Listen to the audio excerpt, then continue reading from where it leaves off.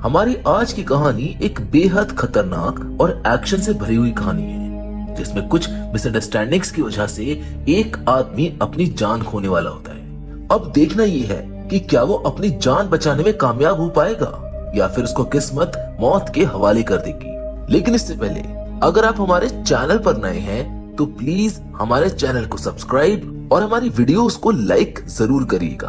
तो चलिए अब बिना समय को गवाते हुए शुरू करते हैं आज के इस कहानी को।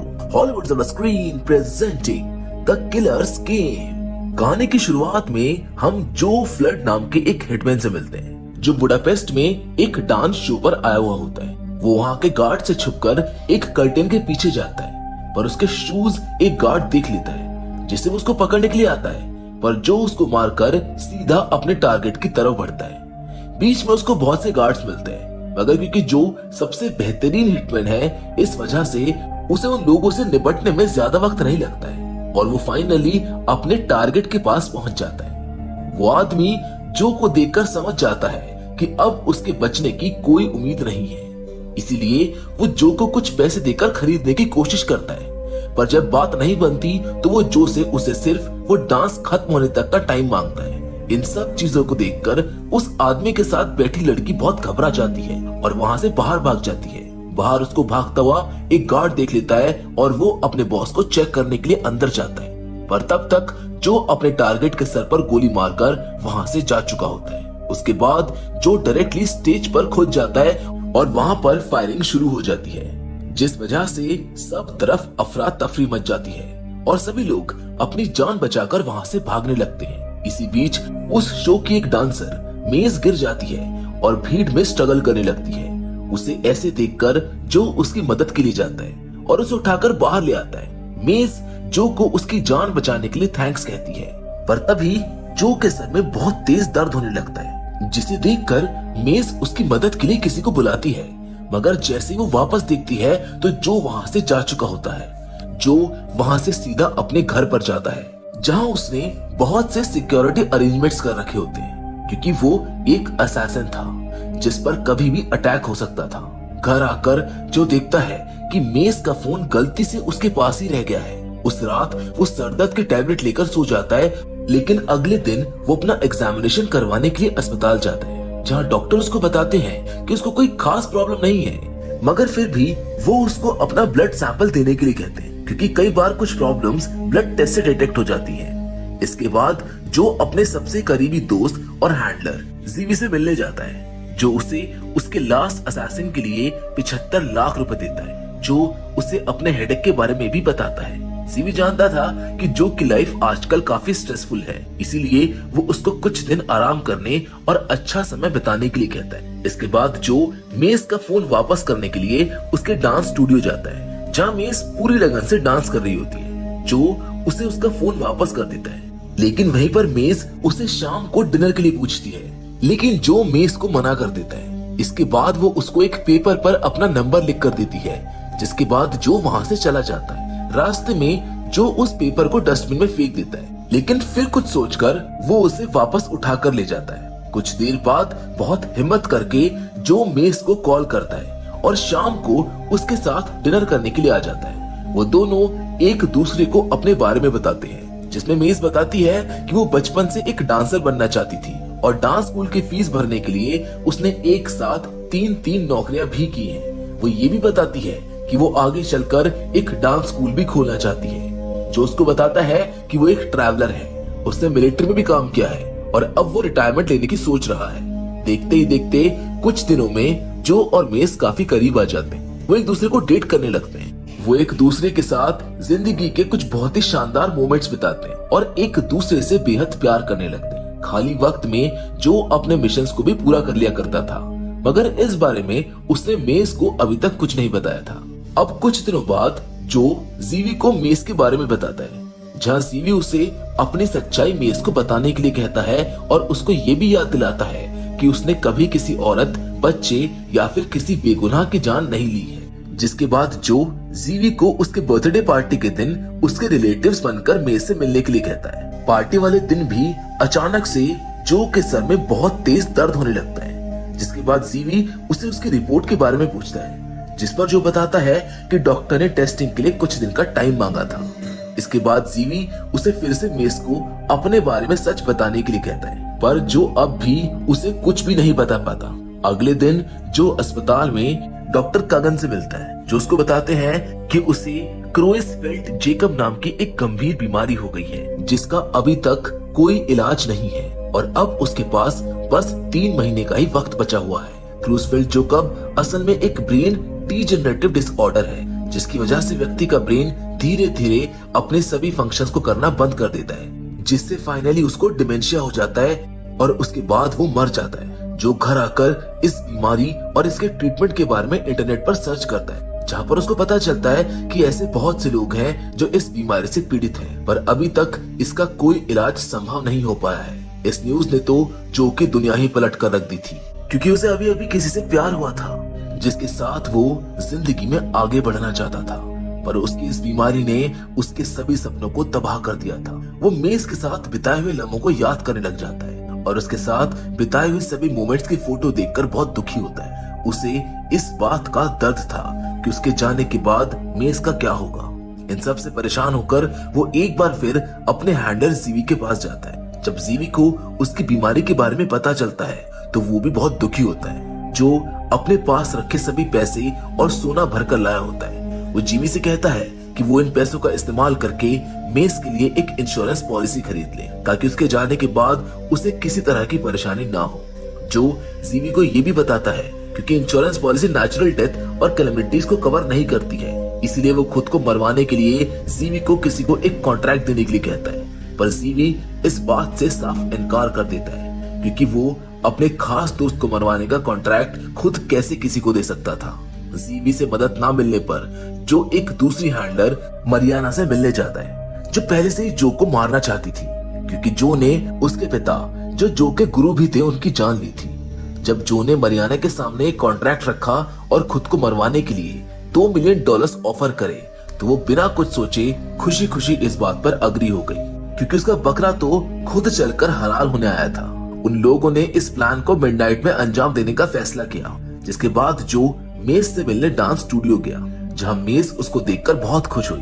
वो पहले की तरह उससे बातें करने लगी, पर उसको समझ आ गया था कि शायद बात कुछ और है, इसलिए उसने जो से पूछा आखिर बात क्या है, जिसके कुछ देर बाद जो ने उसको डायरेक्टली ब्रेकअप के लिए कह दिया, जिस पर मेस को कुछ समझ नहीं आया, क्योंकि उन दोनों की बॉन्डिंग काफी बेहतरीन थी। और इस तरह बिना किसी वजह के ब्रेकअप से मेस का दिल टूट गया और वो रोते हुए अपने घर चली जाती है। इसके बाद जो भी अपने घर आ जाता है, जो शराब पीना शुरू कर देता है। मेस के साथ ऐसा बिहेव करके उसको बहुत बुरा लग रहा था, पर वो और कर भी क्या सकता था। उसने आज घर के सभी लॉक्स को खुला छोड़ दिया था, क्योंकि उसने आज खुद अपनी मौत को घर बुलाया था। नशे की हालत में जो मेस को एक वॉइस मैसेज भेजता है, जिसमें वो उसको बताता है कि वो एक बीमारी की वजह से सब कुछ कर रहा है। मेज उस मैसेज को रिसीव होते तुरंत पढ़ लेती है। अब जो अपनी मौत का इंतजार कर रहा था कि तभी उसको डॉक्टर कगन का कॉल आता है, जिसमें वो उसको बताते हैं कि असल में उसकी रिपोर्ट एक दूसरे पेशेंट के साथ एक्सचेंज हो गई थी और उसे किसी तरह की कोई बीमारी नहीं है। उसका सर दर्द तो बस उसकी आंखों के वीक होने की वजह से है। ये सब सुनकर जो के होश उड़ जाते हैं, क्योंकि अब वो चारों तरफ से मुसीबतों से घिर चुका था। मरियाना जानती थी कि जो एक बहुत ही शातिर और बेहतरीन असैसिन है, इसीलिए उसने सबसे टॉप असैसिन को उस मिशन के लिए चुना था। सबसे पहले उसने इसके लिए लवडाल से बात की, जिसे इस काम की अमाउंट कुछ कम लगी, इसलिए उसने इसको करने से मना कर दिया। इसके बाद उसने कोरियन गोयांग और उसकी गैंग को मिशन सौंपा, जो भी निर्दयता और क्रूरता के लिए मशहूर थे। वो पैसों के लिए कुछ भी कर सकते थे। मिडनाइट होते ही वो सभी लोग जो के घर के अंदर बड़ी आसानी से आ जाते हैं, क्योंकि जो ने तो खुद ही सभी सिक्योरिटी सिस्टम ऑफ कर दिए थे।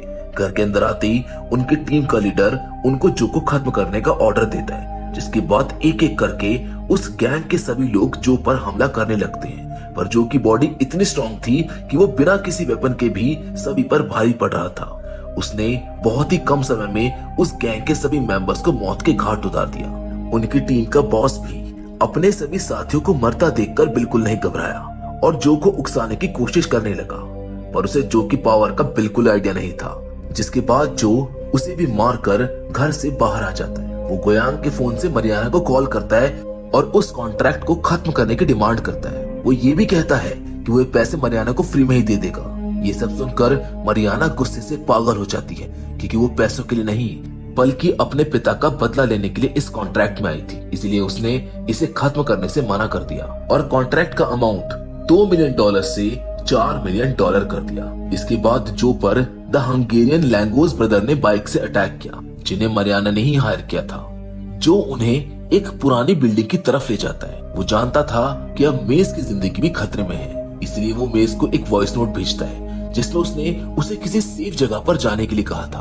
द हंगेरियन लैंगोस ब्रदर्स भी बहुत ही फेमस असासिन थे। शुरुआत में वो दोनों जो पर काफी भारी साबित हो रहे थे, पर फिर जो उन्हें मोटरसाइकिल से गिरा देता है और मोटरसाइकिल से गिरते ही उनका किस्सा भी खत्म हो जाता है। इसके बाद वो अपने दोस्त जीवी से मिलने जाता है, क्योंकि उसे इस लड़ाई में काफी चोट लग गई थी। जीवी उसका इलाज करता है और उसको बताता है कि मरियाना ने उसको मारने के लिए अब कॉन्ट्रैक्ट की रकम दुगनी कर दी है, यानी कि अब और भी बहुत से लोग उसको मारने के लिए आएंगे। जो ने जीवी से पूछा कि क्या उसके पास कुछ हथियार हैं, जिस पर जीवी उसको कहता है कि मेरे पास कुछ ग्रेनेड्स और वेपन्स हैं, जो उसने लास्ट मिशन में बचा लिए थे। इसके बाद वो दोनों फैसला करते हैं कि जीवी के लास्ट मिशन की बिल्डिंग जो के इस प्लान के लिए सही रहेगी, क्योंकि सभी किलर्स को एक साथ एक जगह पर खत्म करना आसान होगा। इसके बाद जीवी की वाइफ शैरन, जो कि पहले एक थाई मसाज सेंटर में काम किया करती थी, वो जो के सर की मालिश करती है। हालांकि इसमें जीवी काफी डरा हुआ था, क्योंकि उसको डर था कि कहीं शैरन जो का सर उसकी बॉडी से अलग ना कर दे। पर मसाज के बाद जो का सर का दर्द ठीक हो जाता है, जिससे वो काफी खुश होता है। इसी बीच मेस को जैसे ही जो का मैसेज मिलता है, वो तुरंत ही अपना सामान लेने के लिए अपने अपार्टमेंट में वापस आ जाती है, जहाँ पर वो देखती है कि उसके बैंक में 50 लाख रुपए ट्रांसफर हुए हैं। इसके बाद वो अपना सामान लेकर निकल ही रही होती है कि तभी वो देखती है कि उसके सामने 2 असासिन्स आ गए हैं, जिनमें से एक को तो मारकर गिरा देती है, मगर दूसरा असासिन पावरफुल होता है जो उसको मारकर बेहोश कर देता है। अब अगले दिन जो अपनी सोची हुई जगह के लिए निकल जाता है। वो बड़ी चालाकी से उस जगह की खबर बाहर लीक कर देता है, जिससे कुछ ही देर में ये खबर मरियाना तक पहुंच जाती है। वो अपने सभी असासिन्स को इसके बारे में बता देती है, जिसके बाद वो अपने बॉडीगार्ड मैक्स को भी एक आर्मी के साथ वहां जाने का ऑर्डर देती है, क्योंकि उसका मानना था कि जो कुछ लोगों को तो हरा सकता है, पर एक पूरी आर्मी को हराना उसके बस की बात नहीं है। जो ने जैसा सोचा था सब कुछ बिल्कुल वैसा ही हो रहा था। उसने उस बिल्डिंग में पहुंचकर जल्दी से जाल बिछाना शुरू कर दिया था। सबसे पहले वहाँ स्कॉटिश ब्रदर्स एंगस और रॉरी मैकेंजी की एंट्री होती है, जिनके आते ही जो उनकी तरफ ग्रेनेड फेंक देता है, लेकिन वो दोनों भाई एक साथ काफी ज्यादा पावरफुल साबित हो रहे थे। तभी जो अपने बिछाए हुए एक जाल का इस्तेमाल करता है, जिस वजह से उनमें से एक की तो वहीं पर मौत हो जाती है, जबकि कुछ ही देर में जो दूसरे भाई को भी मौत के घाट उतार देता है। लेकिन तभी ब्रिटिश स्ट्रिपर्स गिन्नी और तोनिया, जो कि पार्टी गर्ल्स के नाम से फेमस थी, वो जो के ऊपर हमला कर देती है। वो उसके ऊपर गोले चलाना शुरू कर देती है। जो भी अपने बचाव में उनके ऊपर गोले चलाता है, जिसके बाद जो उन दोनों को भी मार गिराता है। पर तभी एक और असैसिन, जिसका नाम पोटास था, वो जो पर हमला कर देता है। वो काफी तेज था, जिसकी वजह से उन दोनों की लड़ाई काफी देर तक चलती है। पोटास पीछे हटने का नाम ही नहीं ले रहा था। कुछ देर के बाद वो दोनों तलवारों की मदद से लड़ने लगते हैं, लेकिन अंत में मुश्किल से जो उसको मारने में कामयाब हो जाता है। पर तभी अचानक एक बार फिर से उसका फोन रिंग होने लगता है, जो कि मेज का होता है। जो तुरंत भागते हुए उसका कॉल रिसीव करने लगता है, पर कॉल पर मेज नहीं लवडाल बोल रहा था, क्योंकि उसने ही मेज को किडनैप किया था। असल में पहले लवडाल को इस कॉन्ट्रैक्ट में कोई दिलचस्पी नहीं थी, पर जब प्राइस मनी बढ़कर $4 मिलियन हो गई तो वो इसको पाना चाहता था। लवडाल को सिर्फ पैसों से मतलब था, इसीलिए उसने जो को पैसे लेकर एक सिमेट्री के बाहर बुलाया था, ताकि वो पैसे लेकर मेज को उसके हवाले कर सके। इससे पहले कि जो कुछ कह पाता, वहाँ पर मैक्स और उसकी पूरी आर्मी आ जाती है। हालांकि इस चीज के लिए जो पहले से ही तैयार था। उनके आते ही वो सभी सिपाहियों पर ग्रेनेड की बारिश कर देता है, जिससे बहुत से लोग मारे जाते हैं। उसके बाद उसने उनमें से एक की गन ले ली और उस बिल्डिंग में मौजूद एक सुरंग के रास्ते से बाहर आ गया। बाहर आते ही उसे लवडाल दिखाई दिया, जो उसका वहीं पर इंतजार कर रहा था।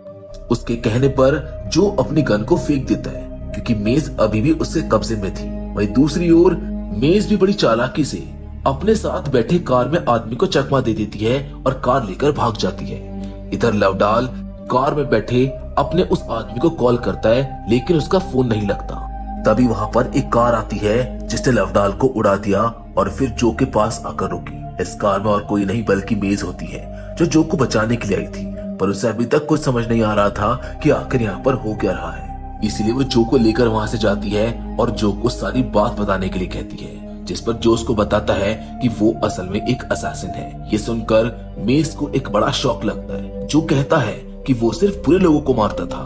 तभी मेज उसको बताती है कि वो प्रेग्नेंट है, पर वो एक क्रिमिनल के साथ अपने बच्चे को नहीं पालेगी। ये बोलते ही वो बेहोश हो जाती है। जो गाड़ी को संभालकर किनारे पर खड़ा कर देता है। असल में कार से भागते वक्त मेज के कंधे पर एक गोली लग गई थी, जिसकी वजह से उसका ब्लड लॉस हो रहा था। जो संभल कर उसको पास के एक चर्च में ले जाता है, जहाँ के फादर उसकी मदद करते हैं। कुछ ही देर में मेज को होश आ जाता है। जो उसको शादी के लिए प्रपोज करता है। वो भले ही पूरी तरह से तैयार ना हो, पर फिर भी फादर जो से उसकी पिछली जिंदगी के बारे में सब कुछ पूछता है, जिसके जवाब में जो उन्हें पूरी सच्चाई के साथ सच बताता है। और अंत में फादर भी उनकी शादी करवाने के लिए मान जाते हैं। लेकिन तभी वहाँ पर लवडाल आ जाता है, जो कि प्रीस्ट को गोली मार देता है। वो जो की हालत पर हंसने लगता है, पर जो ने भी हार नहीं मानी थी। उसने एक ग्रेनेड लवडाल की तरफ फेंका, जिससे चर्च में एक बड़ा धमाका हुआ। उसी वक्त मैक्स और उसके आर्मी वहां पर पहुंच जाते हैं। वो लवडाल के साथ हुई डील को कैंसिल कर देते हैं, क्योंकि वो लोग भी $4 मिलियन जैसी बड़ी रकम को अपने हाथ से जाने नहीं देना चाहते थे। पर लवडाल भी पीछे हटने वाला नहीं था, इसलिए उन दोनों के बीच भयंकर लड़ाई होने लगती है, जिसमें लवडाल बुरी तरह से घायल हो जाता है। आखिर में मैक्स उसको गोली मारने वाला होता है कि तभी जो उस पर बंदूक तान देता है, पर ऐन वक्त पर उसकी गन की बुलेट्स खत्म हो जाती है, जिसकी वजह से अब मैक्स उसको मारने की कोशिश करता है। पर तभी मेज मैक्स के सर पर गोली मार देती है, जिससे उसकी वहीं पर मौत हो जाती है। इसके बाद जो मेज को लेकर चर्च के बाहर निकल जाता है और लवडाल को जिंदा वहीं पर छोड़ देता है। मेज एक आदमी को मारकर बेहद घबरा गई थी, लेकिन जो उसको संभाल लेता है। इसी बीच जीवी मरियाना से मिलने जाता है, जो कि वहां से भागने की कोशिश कर रही थी, जहां जीवी उसे असैसिन कोड तोड़ने के लिए डायरेक्टली गोली मार देता है। जिसके बाद मूवी के फाइनल सीन में हम देखते हैं कि जो और मेज ने शादी कर ली है, और अब जो भी असैसिन नहीं है, उसने सारे बुरे काम छोड़ दिए हैं ताकि वो अपने परिवार के साथ एक नई जिंदगी शुरू कर सके। लेकिन आखिर में मेज मजाक में उससे कहती है कि एक बच्चे को पालने के लिए बहुत से पैसों की जरूरत पड़ती है, इसीलिए उसे इस काम को पूरी तरह से छोड़ने की जरूरत नहीं है। जिसके साथ ये शानदार फिल्म यहीं पर खत्म हो जाती है। मैं उम्मीद करता हूँ कि द किलर्स गेम की कहानी आपको पसंद आई होगी। बाकी फिलहाल आज के इस वीडियो में तो बस इतना ही, लेकिन हम फिर से जरूर मिलेंगे, और वो भी एक और नई इंटरेस्टिंग कहानी के साथ। मगर तब तक के लिए धन्यवाद।